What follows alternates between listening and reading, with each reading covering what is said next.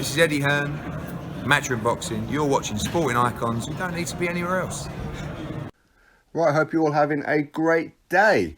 So on this video, what I wanted to do was go through the entire card for June the 1st at Madison Square Garden in New York, which is, as of me making this video, only 10 days away. Obviously, the Anthony Joshua versus Andy Ruiz card for Anthony Joshua's unified world heavyweight titles. So I want to go through the entire card. This is not a prediction video. This is just purely for your information to let you know who's on the card. And in my opinion, it's a very, very well stacked card. For us here in the UK, Sky Sports pay-per-view. For those of you abroad where you have DAZN capabilities, it'll be on DAZN. So in my opinion, as I said, this card is very good. Obviously, you let me know your thoughts on this card. Now, I like this one. I think it's because I'm British bias, as like a lot of people know, so which means I know all the British and Irish fighters on this card. So I'm gonna go through it all. I'm gonna start from the bottom to the top, which will be Austin Williams, 1-0 American middleweight, and he'll be going up against Quande Jenkins, who is only one fight in himself, but he lost that one. So we have to wait and see how this one is for the prospect of American Austin Williams. Joshua Buatsi, 10-0, the British light heavyweight champion. 10-0, he has not got an opponent yet. In fact, he's the only one on this card who is still waiting for an opponent. So I'll imagine probably today or the next couple of days, we'll find out who it is that he's going to be fighting. And I believe it will be somebody quite decent. That is my opinion. But anyway, moving on to that. Josh Kelly, 9-0, the Commonwealth welterweight champion and the WBA international welterweight champion from my neck of the woods here in the Northeast. Josh Kelly, 9-0. PBK will be going up against Ray Robinson, 24 wins, 3 defeats, and 1 draw. In fact, he's only ever been stopped once, and that was against Jorgenis Ugas. A lot of you guys may know that name, which is his last fight was against Sean Porter for the WBC welterweight world title. But Ray Robinson, of course, lost that one by stoppage, which is the only stoppage that he has. His nickname is the new Ray Robinson. He's 33 years old, from Philadelphia. He has been in there with Bradis Prescott, and he did defeat him via technical decision. And he's been in there with a couple of decent level fighters, but none that you would class as elite or world class, really. But this is a decent test for Josh Kelly, being that it's only his 10th professional fight. So I'm looking forward to watching that one. Katie Taylor, 13-0, will be taking on Delphine Persoon, who is 43-1. And that one defeat, she actually avenged that defeat and won as well. So she's had 44 fights and defeated everybody that she's been in the ring with. And this will be for the undisputed female lightweight world championships. So very, very interesting to see if Kay Taylor can become undisputed in only 14 fights. So very, very excited to see that one.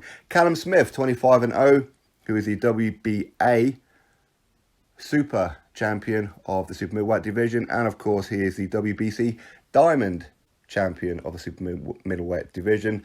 He won the Muhammad Ali trophy for the World Boxing Super Series, and he's been out of action for quite some time since then. In fact, he hasn't had a fight since he won that tournament after stopping George Groves. And the reason being is that his partner was in the late stages of a pregnancy.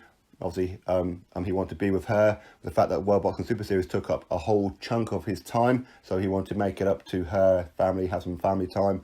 Obviously, the babies come along, all that kind of good stuff. Callum Smith is also the Ring Magazine champion of super middleweight as well. Anyway, he's going to be taking on Hassan Ndam, 37 wins and 3 defeats, only 1 stoppage. That 1 stoppage was against Rata Murata, who he previously beat for the vacant WBA world middleweight world title. It was a regular title.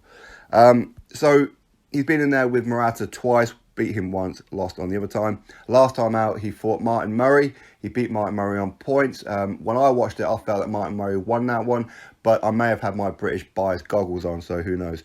So again, it's a decent test for Cam Smith, and it'd be good to see him back. Maybe a little bit of ring rust may play into this one. Who knows? Obviously, Cam Smith, he wants the big fights. He wants maybe Triple G to move up to super middleweight or have a fight with Canelo. These are the kind of names that Cam Smith wants. So this one is a keep busy, but it should be quite a tough fight for him, at least for the first few rounds at least anyway.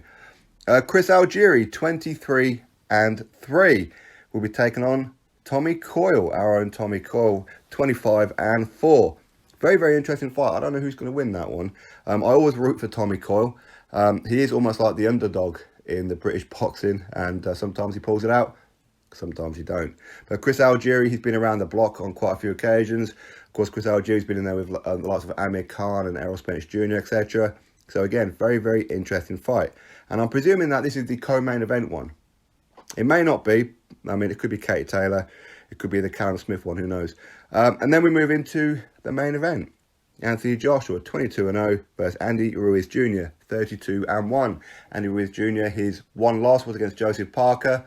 A lot of people felt that he won that fight, which was for the WBO World Heavyweight title against Joseph Parker when he went to New Zealand and got a loss on points to that one.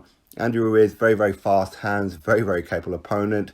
My only worry really for Anthony Joshua is, well, actually, there's like a couple of worries for me on this one. One of them is the fact that he hasn't really been out in the ring for this length of time before, and the fact that he's travelling. So we'll have to wait and see. Will there be some kind of ring rust? Who knows? I don't know what kind of lavish lifestyle he's been living since he last fought Povetkin. But also the fact that he is travelling, so this will be his first time as a professional outside of the UK. As an amateur, of course, he travelled around the world.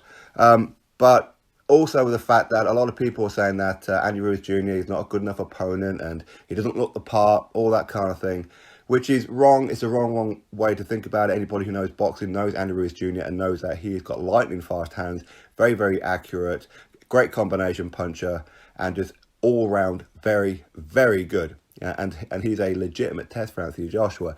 But one of my worries for Joshua is the fact that he keeps having to respond to people about how Andy Ruiz Jr. looks.